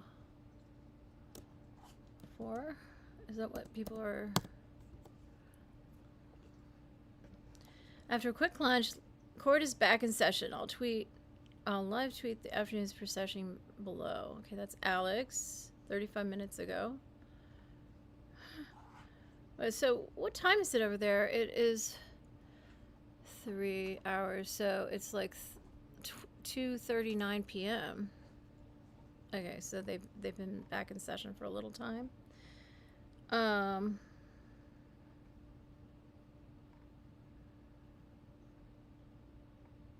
Using this thread below.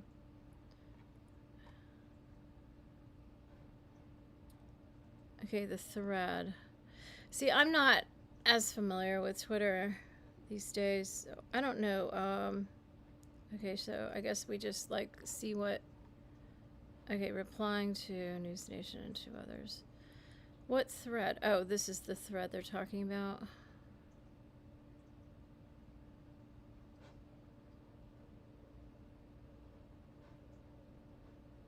Right here.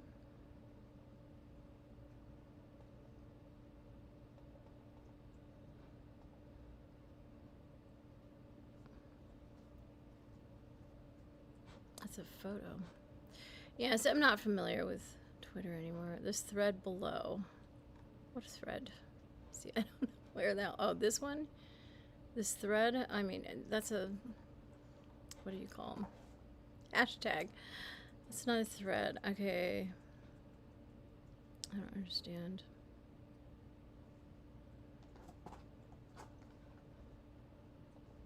Latest.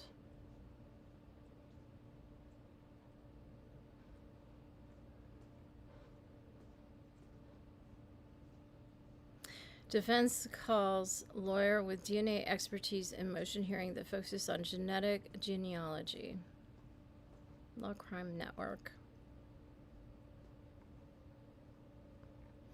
All right. I'm just really disappointed. I told you I would be disappointed if it didn't happen, and I am. This thread below. I don't know what that is. What thread? I don't see a thread. I don't understand. This thread below. Would it be like here? Today's hearing, so, okay, so this is it right here. Or, I guess I should, I can't.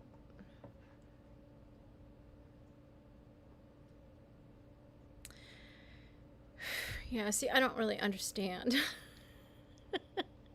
Where's the thread? I don't see it. Is it here? But I can't click it. Okay, several motions. That's just a response, right? Today's hearing thread. Does this sit here? Will it all appear here? I'm not really sure. I'm just a little frustrated. Okay, well, it's pretty boring. I'm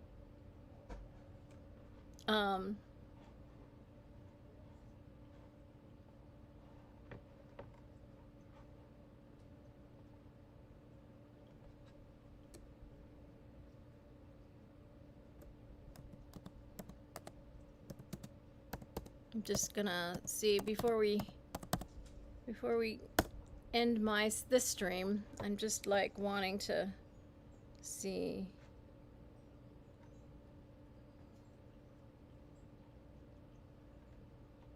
if there's anything exciting.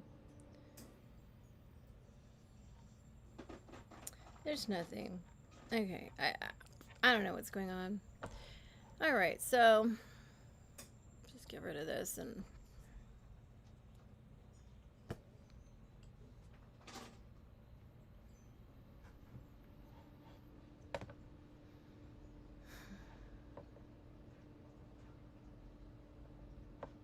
okay, let me okay,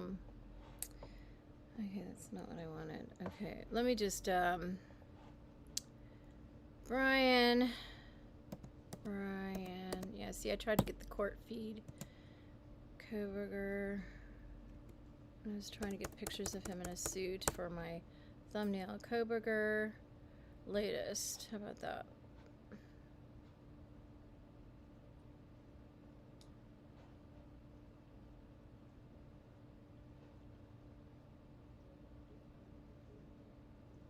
Yeah, it says everybody's putting a lot of emphasis on this hearing. How this could determine rest of whatever. Yeah. Ooh, look at this. Idaho victim Kaylee Gonsalves. Is that how you say it? Goncalves or Consalves? I think it's Consalves. Says relative wears pro-firing squad t-shirt to latest Bryan Kohberger hearing where quadruple murder suspect's alibi could be tested. Oh my goodness. Oh. A relative of Kaylee Gonsalves taunted her alleged killer at a hearing Friday. They reportedly wore a pro-firing squad t-shirt, which prosecutors are pursuing. He faces 4 murder charges over the grisly 2022 University of Idaho killings.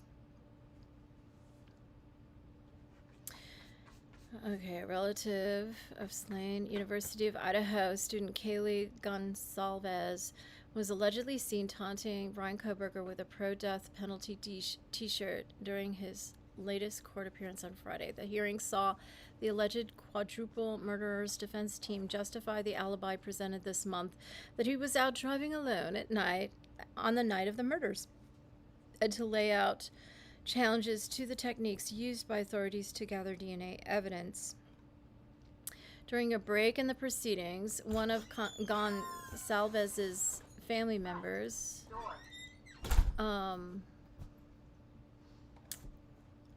was seen wearing a t-shirt promoting the firing squad death penalty, according to investigative reporter Kevin Fixler. In June, prosecutors indicated they would pursue the death penalty against Kohberger, and the nation's struggles to obtain lethal injection drugs could mean he is given death by the firing squad. Fixler added that Kohberger appeared relaxed during the proceedings and even smirked as witnesses joked over scientific terms in the hearing. Why do they say smirk? Okay, he smiled. I don't know that he necessarily smirked. He just thought it was funny, right? Because he's so arrogant. He knows the pronunciation of all the scientific terms, right? And he just chuckled, thinking he's so superior, right? Kohberger faces 4 first-degree murder charges for the November 13 killings of Gonsalves. Am I pronouncing it right? I apologize if I'm not. Gonsalves is 21, and her friends Madison Mogan, 21, Xana Kernodle, 20, and Ethan Chapin, 20, in their off-campus home near the University of Idaho. Look at him. Look at this. Well, he does look... He looks happier than I've ever seen him. Wow. That looks a lot like David, too. And he's wearing a striped tie today. Wonder what the significance of that is. It's like prison stripes in a way. And a suit and tie, a move that legal experts said may be an attempt by his lawyers to humanize him before trial.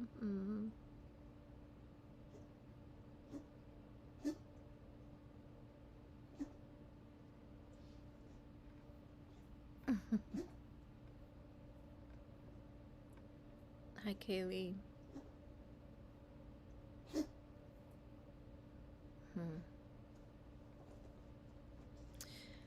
At his latest hearing on Friday, Kohberger's lawyers laid out arguments on 6 motions, including the state's demand that he produce evidence of an alibi for the killings. Prosecutors have also insisted he provides witnesses that can support his alibi. However, his defense said at this time there is not a specific witness to say precisely where Mr. Kohberger was on the night of the murders. Yeah, because, no alibi. That's not an alibi.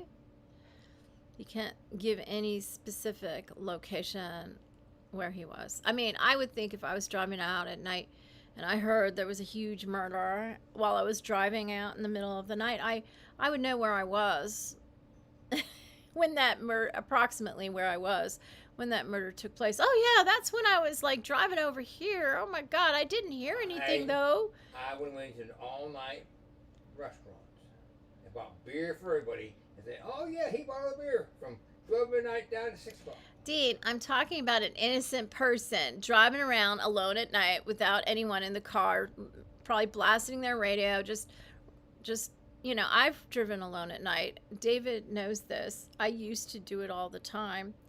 It was the way I coped, and it was therapy for me at the time, back in early 2000s. And, you know, he drove around a lot too. And yeah, so, but you know, if I'm driving around a town or a vicinity, I'm going to know kind of where I was if a major murder happened while I was driving around. Oh gosh, I was, you know, right down the street when that happened. Oh, I didn't see anything. Or, oh, that's why I saw somebody running away. And Claire, you go into tavern, there's 200 people. I was on the other side of town. All the beer's on me. But Dean, that's somebody guilty who's trying to hide, you know, is trying to create an alibi, a fake alibi. I'm talking about an innocent person just randomly going out for a drive the night of this huge, you know, quadruple homicide, you know, that's never happened in that vicinity of the world ever before.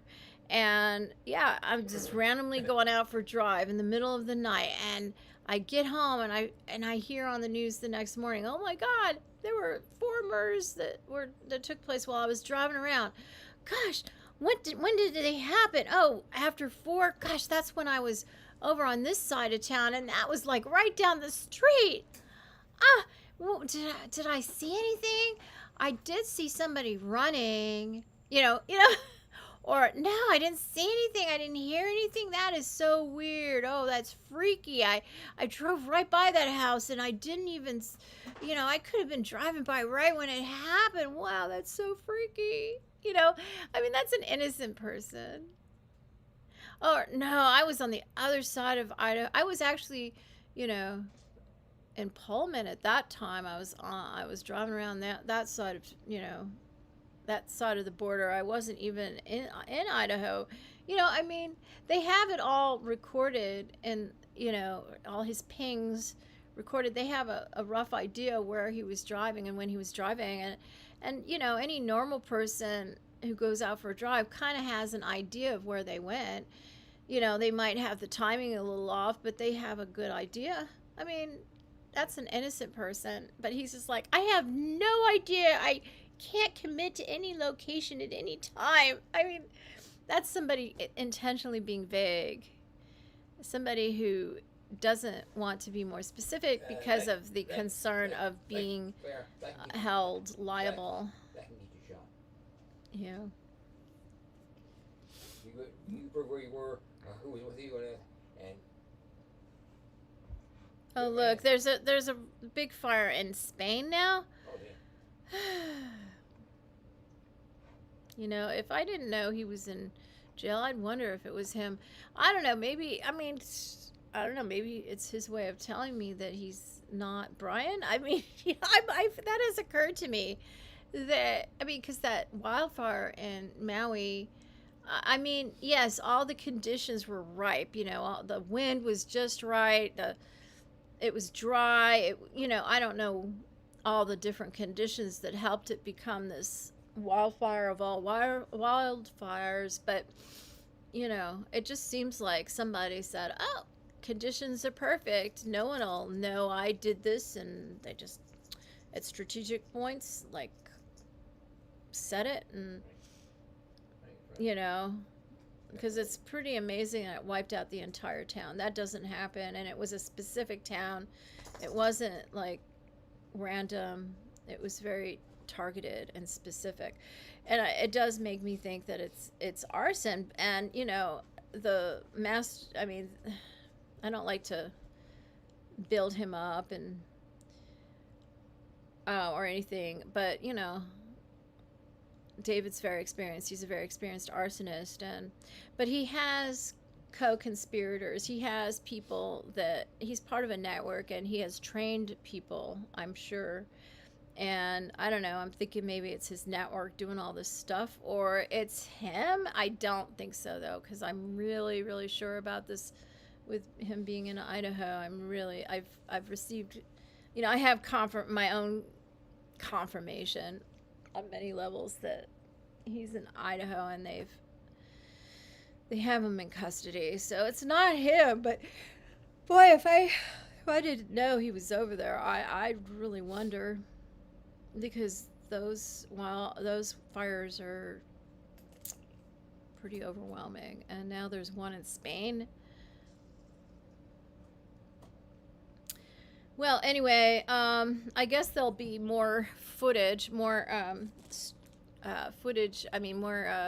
be a live stream, a feed from the courtroom when it's over. I guess they're back in court after lunch. I can't believe it took so long. Maybe we have yet to be surprised, by some event in the courtroom. I would be delighted. One thing I noticed was the way that Bryan gazed at his lawyer, Ann Taylor, with such, I don't know. It's like he's a little enamored with his lawyer. think he kind of likes her. I don't know. Maybe he thinks he's finally found his soulmate. You know, that's the thing about David. You know, he used to be always in search of his soulmate, and you know, I personally know that everyone has more than one soulmate, and I know that I was one of David's soulmates, and he was one of mine. Certainly not the person I'm meant to be with, you know, in this life any longer. But, you know, he was like my monster. He was like a monster soulmate. You know, I want a nice, sweet man to be my soulmate this time. And that's you, Dean. Yeah,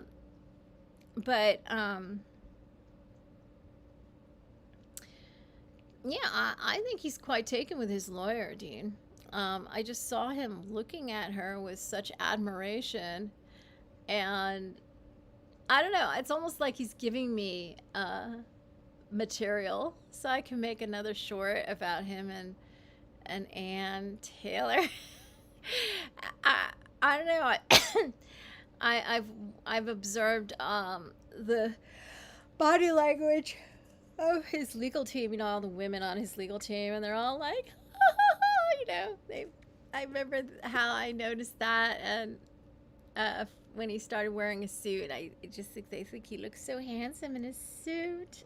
Boy, if he only took off his mask, they'd all fall madly in love with him, and I know David really loves that when he brings women to their knees. Yeah, so David, come on, let's go for it. Let's do it. Come on.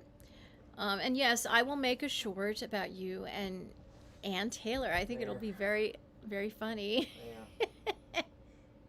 You can't be a man. Huh? You can't be a man. Man has guts. Huh? Man has guts and integrity. I'm not talking about... He doesn't have that. I'm just talking about making a short, Dean. It's just more material for Claire. I'm sure he was thinking that it would be funny to make, that he can imagine me making a really funny short about him and Ann Taylor, and it'll be hilarious. Nobody else is making material like that, and I will. All right, David, I will. I couldn't help but notice that today. He was just like, it was like he was mesmerized by her expertise or something. And yeah, she's a very attractive woman, and she knows her stuff. She's a fine lawyer. I think he's admires her and wants to honor her. He wants me to honor her that way. I don't know. I'd like it if David would honor me by ripping off his mask. Maybe he's hesitating because he doesn't want to ruin Ann Taylor's case. But I don't know. Have you told Ann Taylor, David? I mean, don't you think she would fall madly in love with you if you just ripped off your mask and showed your real face? I mean, you're very, you know, I think that would be I mean, of course you're a serial killer. I don't know, I guess that would be bad for her reputation. I don't think you're going to get married or anything. But I know you kind of think that that's maybe one of your soulmates, because she's doing a lot to help you, isn't she? And she seems very moved by you, and you know, it's a professional relationship, and so there's that boundary of separation that you need to you know, to protect yourself from all intimacy, and as a result, it's like safe to be more in touch with your feelings, and certain feelings are being ignited, aren't they, David?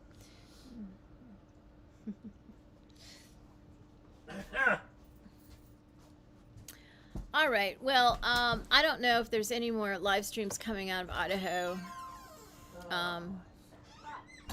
Let's see. I'm just going to go check one more time before I stop this live stream. I mean, I'll just start a new one. Hey, there I am. There I am. There's nobody watching. That's so sad. All right. There's nobody streaming right now.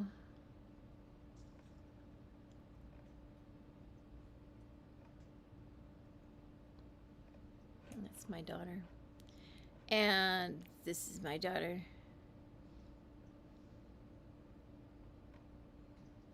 Where's your daughter? Shiloh, Jolie Pitt, and Britney Spears.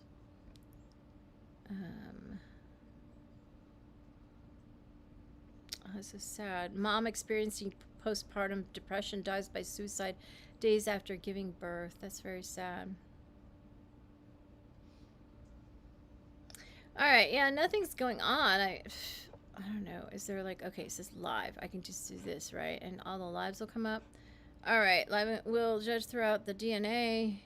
This is titanium built. Boy, why does all these different people get? Everybody watches everybody else's live stream, and because you know, I mean, I know I'm not really at all known, and I don't know. Look, this guy. This guy has 17. I'll take 17. 690 here. This is 107. What's up? 93 over here. I mean, what's wrong that YouTube can't promote my live streams and just get like a handful of people on? I mean, I don't need very many. But look at these people. I mean, I guess they just have so many things going on their channel, and YouTube thinks it's worth it to send people their way, and I'm just like, I guess they think I'm... Look at this. Sleep stream. First time. Magic Cubs of Space. 9 watching. Somebody is watching... We're all watching somebody sleep. Look at this. And... we're watching somebody sleep. YouTube is promoting watching somebody freaking sleep. And there are how many watching? I can't see right now. There were 9 watching. 8 watching now. Started streaming 105 minutes ago. That's less than 2 hours ago, and we're watching this person sleep. How is it that a channel like this has people gets a handful of people watching? And I have very interesting things to say. Yes, I'm controversial, but you know, true crime is a mixed bag. But I think I'm a little more interesting than looking at somebody's ass on a bed. I mean, what's wrong with the YouTube algorithm that I can't even get one person to watch me unless I go to Facebook and tell my Facebook friends who all remain silent and don't interact with me and just throw, you know, there's just 2 people assigned to interact with Claire so she's not like talking to herself all the time.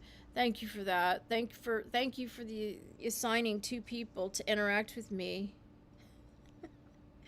I mean, what the hell? What the hell is that about? That really freaking sucks.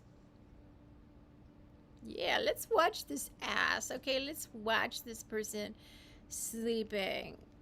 Yeah, that is more interesting than watching me talk about my iconic life with celebrities, with notorious serial killers. You know, my father, the Zodiac Killer. I mean, that is more interesting. Looking at somebody's ass is more interesting, and the YouTube algorithm promotes this channel ahead of mine. That sucks, man. With that, I'm just gonna end this damn thing. So nice talking to myself. Hi, okay. Go ahead, go to Magic Cube of Space and donate, please. I'm sure they get lots of donations for you to watch their ass sleeping. Go ahead, go over there and watch them instead of me, and I'll just be gone now. Goodbye. Ciao, Steiner, adios.